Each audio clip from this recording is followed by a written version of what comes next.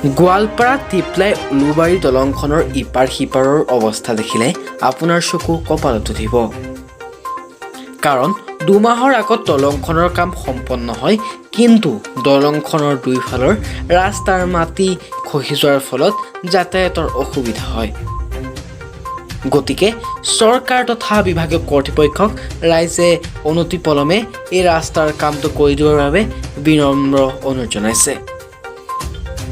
পৰৱৰ্তী সময়ত লক্ষণীয় হ'ব কেনেধৰণৰ ব্যৱস্থা গ্ৰহণ কৰে চৰকাৰ তথা বিভাগীয় কৰ্তৃপক্ষই। News desk report, any public news.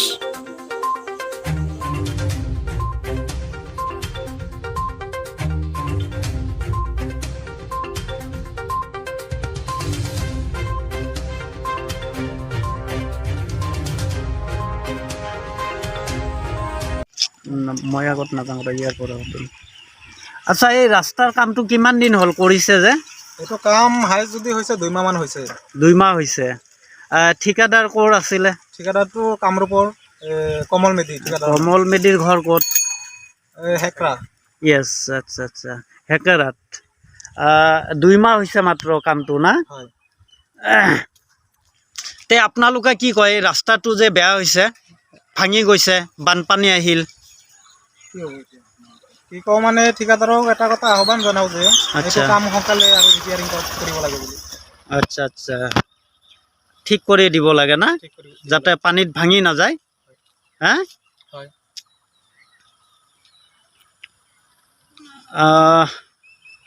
আচলতে আমি আহিছিলোঁ গোৱালপাৰা, আৰু গোৱালপাৰা টিপলাই উলুবাৰীত, কিন্তু ইয়াতে যোৱাতে আমি দেখা পালোঁ যে ৰাস্তা দি গাড়ীটো লৈ যাব নোৱাৰোঁ আমি, এনেকুৱা পৰিস্থিতি হৈ গৈছে।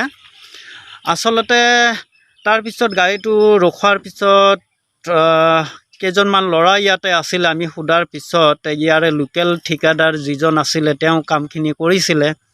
কিন্তু তেওঁলোকে এটাই আহ্বান কৰিছে ঠিকাদাৰক যে আপোনালোকে যাতে বানপানীত যাতে এই মানুহখিনিৰ কোনো অসুবিধা নহয় যোৱাত, তেওঁলোকে যাতে আৰু ৰাস্তাটো ৰিপেয়াৰিং কৰি দিয়ে বা ঠিক কৰি দিয়ে, এইটোৱে অনুৰোধ জনাইছে।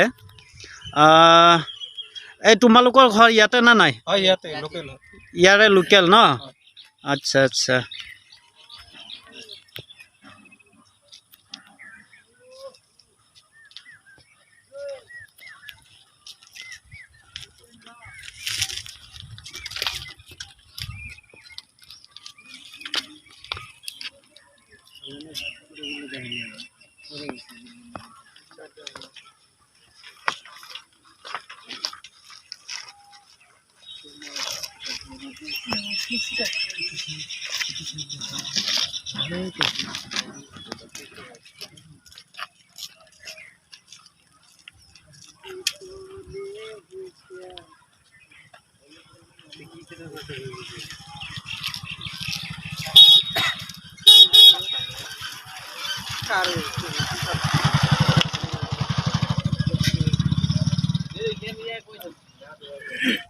এই দলংটোৰ কাম যে কৰিছে কেইবছৰ হ'ল, কিমান দিন হৈছে?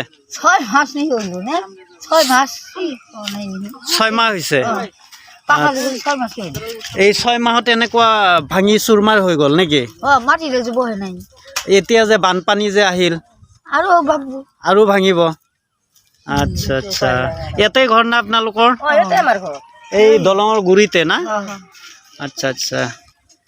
এনি পাব্লিক নিউজলৈ আপোনালোকক স্বাগতম জনাইছোঁ। আৰু আজি আমি আহিছিলোঁ উলুবাৰী টিপলাই গোৱালপাৰা এৰিয়া, ডিষ্ট্ৰিক্ট গোৱালপাৰা। কিন্তু ইয়াৰে যিখিনি মানুহ আছে আপোনালোকক জনাইছোঁ যে এই ৰাস্তাটোৰ কাম আচলতে 6 মাহ হোৱা নাছিল, 6 মাহ হোৱা নাই। কিন্তু আপোনালোকে যদি চাই যে মোটামুটি ৰাস্তাটো 1 ফুট ডিফাৰেঞ্চ হৈ আছে, আৰু 1 ফুট নহয় 2 ফুট 2-3 ফুট বুলিয়ে ক'ব পাৰি, কাৰণ ৰাস্তাৰ আধা আধি আপোনাৰ গুচিয়ে গৈছে। কাৰণ এতিয়া আৰু ইয়াতে বানপানীৰ দিন, এতিয়া পানী আহি পোৱা নাই। এতিয়া পানীৰ নমুনাবিলাক দেখা দিছে যদিও পানী আহিব আৰু কেইদিনমান যোৱাৰ পিছতে চাগে।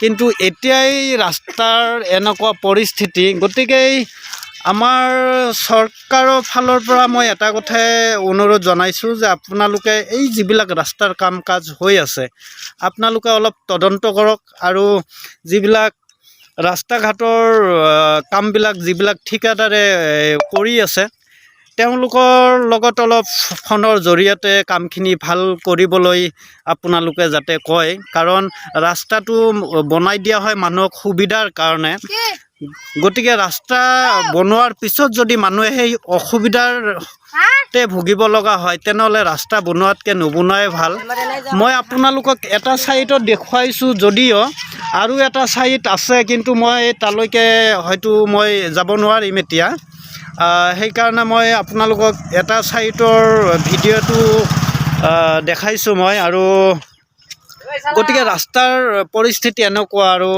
যিহেতু 6 মাহ হোৱা নাই